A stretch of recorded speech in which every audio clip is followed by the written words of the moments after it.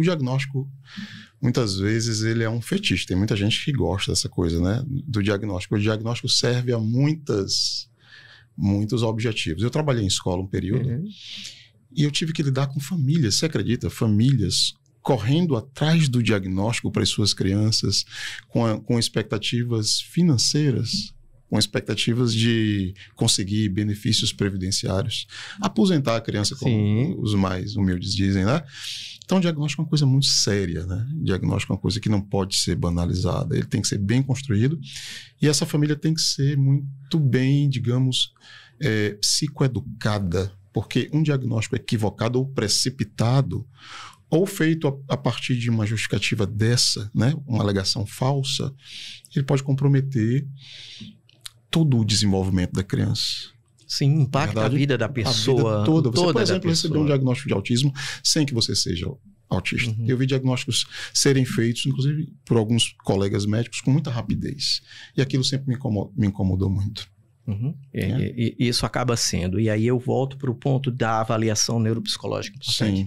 A gente usa testes. Os testes, eles são caminhos de leituras do que o paciente vem apresentar, mas não devem ser lidos de forma crua, pura. E isolada. Isolada. A clínica é soberana, é o somatório do que eu entrevisto, do que eu observo, do que eu converso com o paciente e do que tem ali no resultado do teste. Eu tive, infelizmente, um caso de uma moça que chega para mim com um diagnóstico prévio de que ela tinha depressão e de que ela era autista. Certo. E ao investigar mais, e a primeira pergunta que eu fiz para ela chorando, eu sou autista, tá vendo? Não imaginei nunca. Eu disse, calma, peraí, deixa eu ouvir. Que idade ela tinha? Era seus 25, 26 anos. Jovem adulta. Uma jovem adulta, tinha acabado um mestrado, estava querendo entrar na vida profissional com mais afinco, tinha usado esse tempo do mestrado para isso, mas tinha se desgastado muito e vinha de uma série de perdas significativas na vida dela, né? E culmina com a avaliação em que foi dito que ela era uma TDAH e ela vai para uma consulta médica onde se suspeita de dificuldades de atenção, talvez uma TDAH. E a gente depois fala da banalização do TDAH, que é importante. Vamos sim. Mas aí a avaliação dá que ela tem déficit de atenção e algum nível de inquietação, agitação, que seria da hiperatividade, mais um quadro de TEA leve. E aí, baseado no teste. Então, mais ponto importante, né, que é para a gente falar.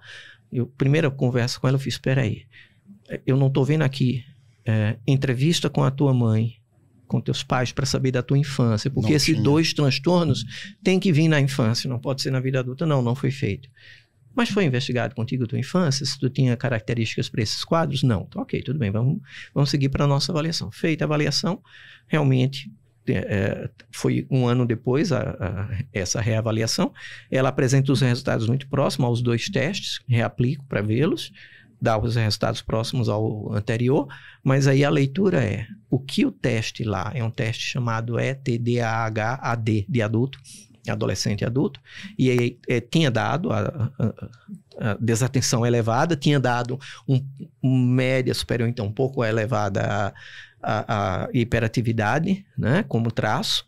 Ela tinha uns momentos de agitação, de inquietação, e acabou culminando com aspectos emocionais elevados e um tal do AAMA, que fala muito de funções executivas quentes, que é a coisa mais comportamental da motivação, da ação, também prejudicado. Então, a leitura que eu fiz ela tem sintomas, sim, de desatenção e hiperatividade, mas ela não é uma TDAH.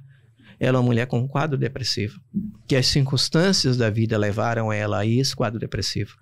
E por que um teste como um SRS-2, que avalia a responsividade social e que é usado muito em TEA de pequenos, pré-escolar e idosos, esse teste deu responsividade com prejuízo, que sugeria um quadro que poderia ser para ter. Na verdade, está dizendo, eu estou depressiva, eu não estou querendo estar com ninguém, eu estou querendo estar só na minha, eu estou querendo evitar todo e qualquer contato e experiência social. Então, não posso olhar o teste pelo resultado. É isso que eu falo sempre para os colegas, né? Olha, a gente tem que ir para além do que o teste está nos dando. O teste é um norteador, é um sinalizador. Eu tenho que somar num raciocínio clínico. E aí, o caso dela, ela retorna para a médica, vai tomar antidepressivo e, ao acompanhar como ela está, ela melhora muito e passa a não mais ter as dificuldades, volta a interagir mais com os amigos, com os familiares e não passa a ter as dificuldades de atenção. E aí é onde entra o ponto crucial. Não é o caso dela, mas a banalização que a gente hoje tem com as pessoas querendo se autodiagnosticar, né? E vão... Dão um Google, vão lá e... tá vendo? Eu tenho desatenção, eu tenho hiperatividade, eu sou TDAH.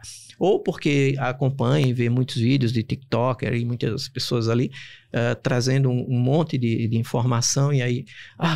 tá vendo? Eu tenho TDAH. E não é assim que funciona. Então, o diagnóstico não é para ser modinha, não é... Diagnóstico impacta na vida da pessoa, tem um peso inicial, né? E o diagnóstico precisa ser entendido a médio e longo prazo. Eu tive essa experiência quando lá atrás eu fui diagnosticado como TDAH. E olha que eu já tinha mais de uma década trabalhando com avaliações, com diagnóstico, identificando crianças, adolescentes e adultos com TDAH.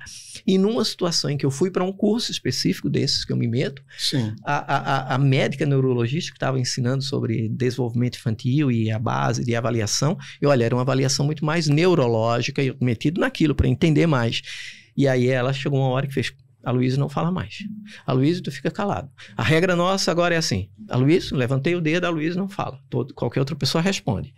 E quando chegou na hora do almoço, ela quer almoçar contigo. No que ela foi almoçar comigo, ela disse, você tem diagnóstico de TDAH? Não. Já disseram que pode ser?